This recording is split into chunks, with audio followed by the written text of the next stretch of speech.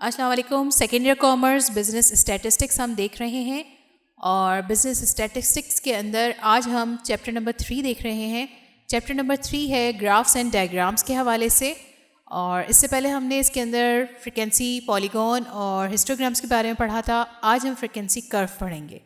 Frequency curve और frequency polygon में कोई ज़्यादा फ़र्क नहीं है। जैसे इसके अंदर हम फ्रीक्वेंसी पॉलीगॉन में लेते थे मिड वैल्यूज़, सेम वही काम हम यहाँ पे भी करते हैं, और फ्रीक्वेंसीज़ को हम वाई एक्सिस पे लेते थे, वही काम हम फ्रीक्वेंसी कर्व के अंदर भी करते हैं।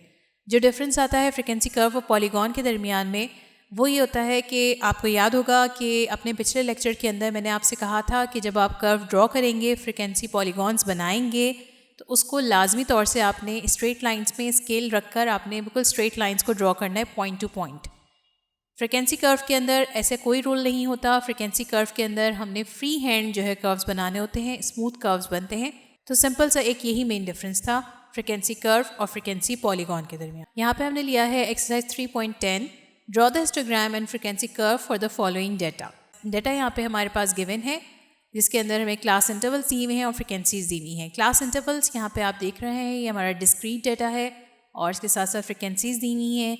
क्योंकि 3.10 के अंदर रिक्वायर्ड था आपको हिस्टोग्राम भी ड्रॉ करना था और साथ में फ्रीक्वेंसी कर्व भी ड्रॉ करना था, इस वजह से हमारे लिए बहुत ज़रूरी था कि हम क्लास बाउंड्रीज़ भी लें ताकि हम हिस्टोग्राम्स को ड्रॉ कर सकें, और मिड पॉइंट्स यानी या मिड वैल्यूज़ जो हैं ये हमें चाहिए थी ताकि हम इसका फ्रीक्वेंसी कर्व बना सकें। क्लास बाउंड्रीज़ बनाने का तरीका ये है कि आप इसको फर्स्ट जो लोअर लिमिट होती है उसको हम 0.5 कम कर देते हैं, 9.5 कर दिया, और अपर लिमिट को क्लास इंटरवल की हम बढ़ा देते हैं 0.5, तो ये 19.5 हो गया। यहाँ पे हमारे पास ये डिस्क्रीट डाटा था। जब हमने इसकी क्लास बाउंड्रीज़ बनाई तो ये हमारा कंटिन्यूस डाटा बन गया विदाउट एनी गैप। ये फ्रिक्वेंसीज़ रखी जो पर गिवन थी फ्रिक्वेंसी, सेम वही फ्रिक्वेंसीज़ हमने यहाँ पे रख ली हैं। इसके बाद मिड वैल्यूज़ मालूम कर ली। आप इन दोनों को प्लस कर लें, 9.5, 19.5 और डिवाइड कर दें 2 से, या फिर आप 19 और 10 को प्लस करके डिवाइड कर दें 2 से। दोनों सूरतों के अंदर हमारे पास मिड पॉइंट 14.5 ही आना है। सेम इसी तरीके से मैंने तमाम जो क्लास बाउंड्रीज़ या क्लास इंटरवल्स थे इन सब के मैंने मिड पॉइंट्स यहाँ पे ले लिए हैं, और अब हम अपने ग्राफ पेपर की तरफ चलते हैं और वहाँ पे हम फ्रीक्वेंसी कर्व ड्रॉ करते हैं। ये हमने यहाँ पे डाटा ले लिया जो अभी हमने टेबल देखा था, जिसके अंदर class intervals, class boundaries, frequencies और मिड पॉइंट्स मौजूद हैं।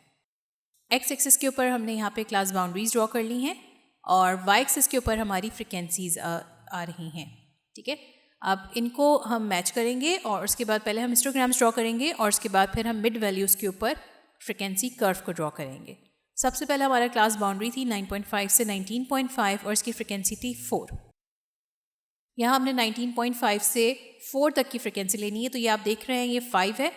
हम यहाँ पे इस पॉइंट तक आएंगे, ये हमारा 4 का पॉइंट है, और इधर लाके मैंने ये हिस्टोग्राम ड्रॉ कर लिया। नेक्स्ट इसके बाद फिर 19.5 से 29.5 और फ्रीक्वेंसी थी इसकी 7। एक और हिस्टोग्राम हम ड्रॉ कर लेते हैं, और ये 5 है और इससे ऊपर अगर हम जाएँ तो 6 और फिर ये 7 आ रहा है। ठीक है, तो हमने इस पॉइंट से ड्रॉ करना है अपना histogram. Next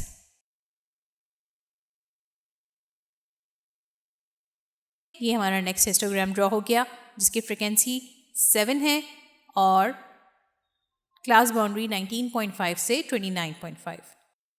third class boundary है 29.5 से 39.5 और इसकी फ्रीक्वेंसी आ रही है 15।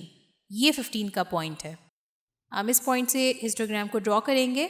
ये चीज़ आ गई हमारे पास। नेक्स्ट ले लेते हैं, इसकी फ्रीक्वेंसी है 20, ये 20 ले लिया। अब इसके बाद फ्रीक्वेंसी है 10, 49.5 से 59.5 के दरमियान, और लास्ट हमारे पास 59.5 से 69.5 की क्लास बाउंड्री दी हुई थी और इसकी फ्रीक्वेंसी है 4। ये हमारे हिस्टोग्राम्स आ गए। अब इसी के ऊपर हम अपना फ्रीक्वेंसी कर्व ड्रॉ कर लेंगे और वो हम बनाते हैं मिड पॉइंट्स को देखते हुए। आप अगर देखें 14.5 हमें सबसे पहले मिड पॉइंट लेना है, तो 9.5 से 19.5 हम इसके बीच की वैल्यू ले लेते हैं। ये पॉइंट हमारा बीच का पॉइंट होगा। सेम इसी तरीके से ये पॉइंट हमारा बीच का पॉइंट होगा। यहाँ पे भी आप देखें अगर हिस्टोग्राम का ये पॉइंट हमारा मिड पॉइंट है, इस प्लेस पे भी ये मिड पॉइंट है, इस प्लेस पे भी ये मिड पॉइंट है, और यहाँ पे भी हमारा मिड पॉइंट है। ठीक है, ये मैंने एक अंदाजे से ले लिए हैं। ठीक है, हमारे मिड पॉइंट्स बन गए। अब इसको हम फ्रीक्वेंसी कर्व के अंदर ले आते हैं। ठीक है, इन सारे पॉइंट्स को हम ज्वाइन करते हुए जाएंगे, और ये बिल्कुल फ्री हैंड होता है। इसके अंदर आपने कोई स्केल वगैरह यूज़ नहीं करना है। ये सिंपली हमने पॉइंट टू पॉइंट इसको लेके जाना है। एक स्मूथ कर्व आपने ड्रॉ करना है इसका।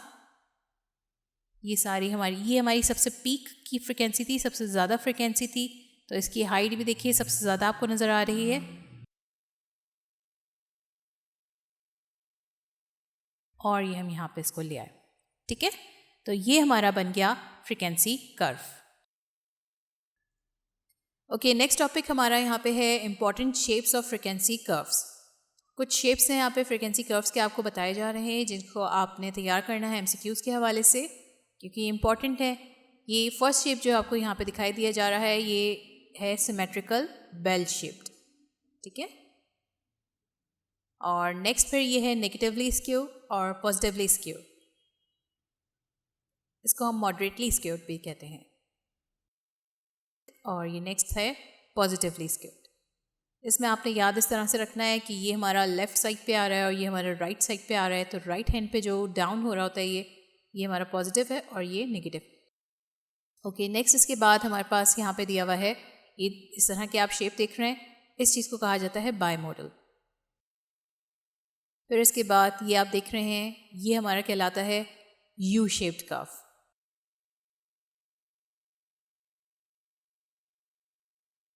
नेक्स्ट हमारे पास ये दो कर्व्स दिए हुए हैं। ये फर्स्ट जो आप देख रहे हैं ये हमारा कहलाता है जे शेप्ड कर्व, या इसको हम हाईली स्क्यूड भी कहते हैं। और ये दूसरा जो है ये इसको कहा जाता है रिवर्स जे कर्व्ड, और इसको हाईली स्क्यूड ये भी कहलाता है। तो ये हमारे कुछ इंपॉर्टेंट शेप्स थे फ्रीक्वेंसी कर्व्स के हवाले से, और इसको आपने बहुत अच्छी तरीके से तैयार करना है एमसीक्यूज़ के हवाले से भी, और कुछ क्वेश्चंस भी इसके हवाले से आ सकते हैं। उम्मीद है आज का लेक्चर आप लोगों को अच्छी तरीके से समझ आया होगा।